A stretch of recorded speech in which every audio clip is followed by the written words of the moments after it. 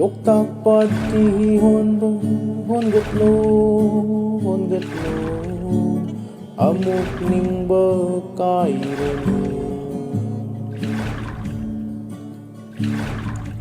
cô râu hân râng an li ngây nông súp chinh yang thang ri ngây môi răng tu rel yêu gani hon gat lo kariya mo warunu karang ni thức yêu rất lên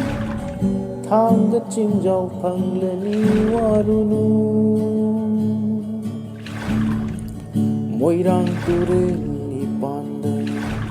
nông si mai cây yeng du na sa nâu mana ngai ram ni Samu panggan lakan ba nu jana ting pang bige pakang seri son kiba sa nau mana ngai do hon gat lo